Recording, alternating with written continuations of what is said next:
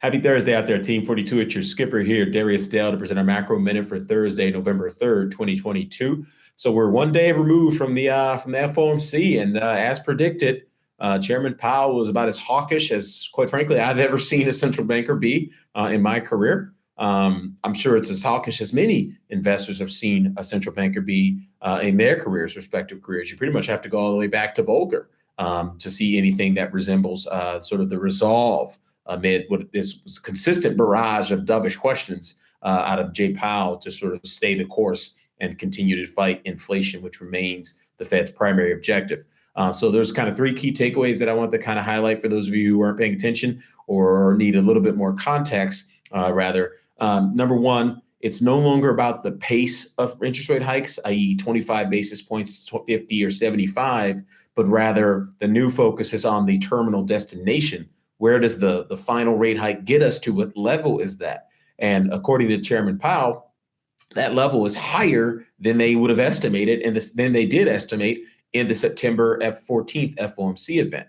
So that's telling you that we continue, as we've talked about on this program many a times, they continue to be in a process where they're feeling around to figure out what a restrictive policy rate is. We said months ago in this program and in our published research that the neutral Fed funds rate estimate of 2.5% is not neutral.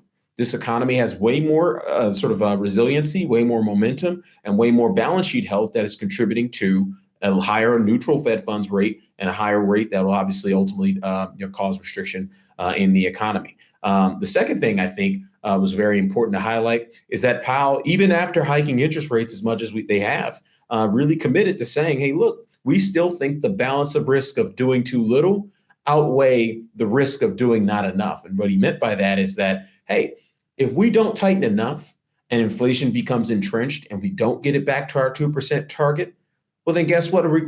How much tightening we're going to have to do 12, 18 months from now when we figure that out? It's going to be way more tightening, and we're going to wind up with way more unemployment at the end of the process. So he's effectively saying, hey, look, the Fed is taking a longer term approach to this process, more so than the markets, which are focused on here and now and when pivot, when Lambo, when this, when that. And the Fed's effectively saying, hey, look, the reason we're going so aggressive today is so that the aggression we would potentially have to display, 12, 18 months from now, if we fail in our objectives, is mitigated. That's a big risk. I mean, you're talking about exactly what happened with Chairman Volcker, sort of took his foot off the brake pedal in the early 80s, and then ultimately had to come back with the chainsaw and just really weed whack the economy. And they don't want to see that. They would much rather have this process be smooth and get it right the first time, because that historically is proven to sort of anchor inflation expectations. And one thing I do want to call out, sorry if I'm ranting a little bit here, there's been a lot of discussion amongst the sort of, what I consider to be the macro tourist community about the level of interest rates and what that's doing to federal budget deficits through the interest expense channel. And the reality is, if you think the Fed has the Treasury Department has an interest expense problem now, then wait until the Fed fails on its inflation fighting objectives. 10-year term premium are still negative across the bond market, particularly in the long end of the interest rate curve. You could see term premium expand 100, 200, 3, or perhaps 400 to 500 basis points, just like they did in the 70s when Arthur Burns sort of let the inflation genie get out of the bottle. I know there's a lot of different schools of thought on that, but the reality is bond market interest rates in the U.S. Treasury market are very depressed relative to a situation in which inflation is out of control.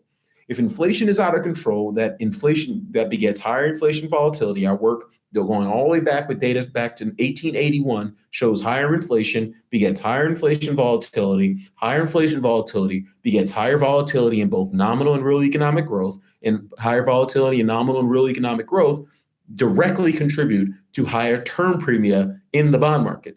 So going back to this interest expense discussion, it ain't about the short end of the rate curve. It's about how high could long bond yields go in a context of a bond market that says, well, this Fed doesn't care about getting inflation back under control. That is the number one risk to the U.S. Treasury Department. It's not how high the policy rate is. It's what happens when the bond market decides inflation is too high and out of control for too long. And I think that's the number one thing Chairman Powell is fighting against and trying to prevent. And then lastly, number three, The number three thing that we sort of highlighted, that was an important key takeaway in that discussion, was this sort of discussion towards the end. I think, by the way, if you didn't catch the press conference, the last sort of 7-ish minutes, where we start talking to the guy who asked about OER, go watch from there on. It's like the last 7-8 minutes of the press conference are the most important. And in that discussion where the guy asked him about the lagging nature of OER relative to observed rent prices and Zillow, et cetera, all these private sector measures of housing. And Chairman Powell said exactly what I've been saying and what we've been saying in our research and on this program the whole time. OER is specifically designed to be lagging because not everyone renews their lease every month.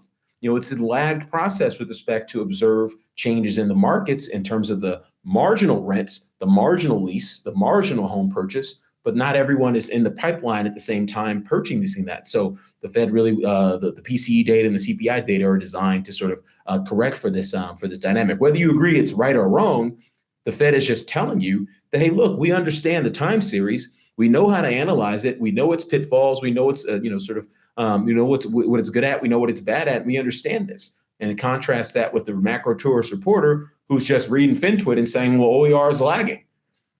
You have to, I think that the value of separating signal from noise has never been higher in my career. The myriad of people on FinTwit all freaking day with macro opinions and no real macro process is as high as it's ever been. So you got to be very careful as an investor who you listen to. You got to be very careful as an investor, the signals you're reacting to as it relates to your portfolio.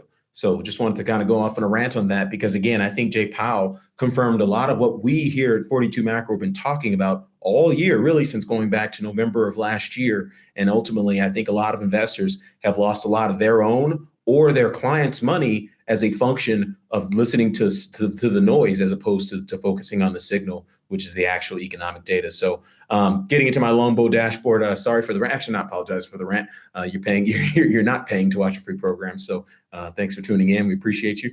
Just getting into the global macro rundown. So the dollar is getting up towards the upper boundary of its range there. It's obviously still very bullish there. Gold inverse signal to the dollar, still double bearish. I mean, gold's just been a train wreck all year. Don't expect that to discontinue anytime soon. 10-year Treasury yield, you got upside to 4.24, not quite overbought yet. I still think we see 4.5 on the 10-year before this whole process is over. I said that a couple of months ago, and I do believe that is still to be the case. S&P, that is neutral on both durations, getting towards an overbought signal. And this would be a much more sort of investable overbought signal in the context of the upwardly sloping probable range on the lower boundary of the probable range. So we're definitely going to monitor that. If you start to see that thing widen back to the downside, then it's not something you want to be acting on in terms of covering shorts. But if this thing triggers that signal and the things in the lower boundary of the probable range is still sloping upward, that's telling you that the bullish short-term price momentum and more importantly, the volatility dynamics in the asset class are actually starting to support some of that price momentum. So, we got a lot of signal out of the Fed. Doesn't have to all get priced in terms of going to S&P 3,500 tomorrow, S&P 3,200 a month from now. We just have to understand where we're headed over the medium term and orient your risk management in according with that. If you have the ability to trade every wiggle in financial markets, God bless you. You deserve to be in the Hall of Fame with Jim Simons and Paul Tudor Jones. But the reality is most investors cannot. The NASDAQ 100 is oversold. The lower boundary of the range is actually starting to flatten out there. So this is something we'd be watching. But if you're short tech, definitely be lightening up a little bit there in the context of that signal. Russell 2000, middle of the range there. Bitcoin, middle of the range. Ethereum, middle of the range. Shanghai Composite, crude oil, ag, industrial metals. Same signals as we've seen for the past few days. So just shifting gears into my global macro dashboard, we got about 300-ish ETFs in here, all sort of representing individual factor exposures across global macro. We're sorting it by the odds column to see what's most overbought relative to most oversold. Nothing signaling overbought this morning here. Scrolling all the way down. Let's see if there's anything to buy this morning. We're getting a couple oversold signals as well. So what's oversold here?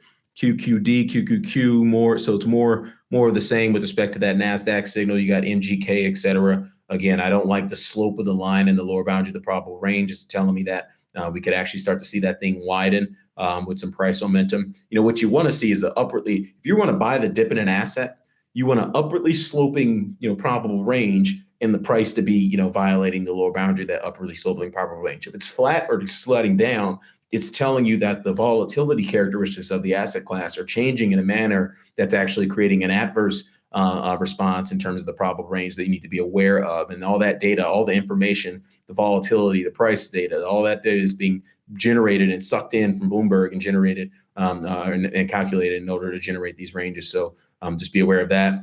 Again, an oversold signal, consumer discretionary is something we talked about in our leadoff morning note this morning.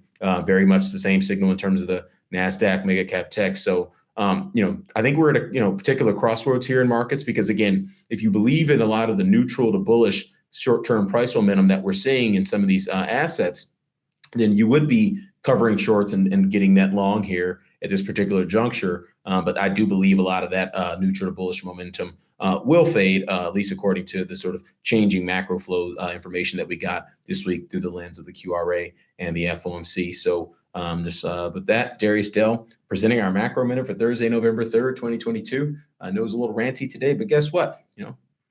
I don't like when people lose 20 to 30 to 40 to 50 to 60, 70% of their money for responding to nonsensical information.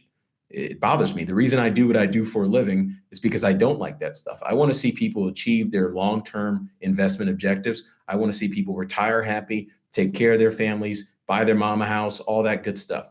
And all the bad stuff comes from spending too much time on FinTwit, listening to the signal and not listening to all the noise and not understanding what the signal is. And what we're trying to do on this program, what we're trying to do behind our paywall at 42 Macro, is help you separate the signal from all that garbage noise out there. It's deafening. And so just be careful. Cheers.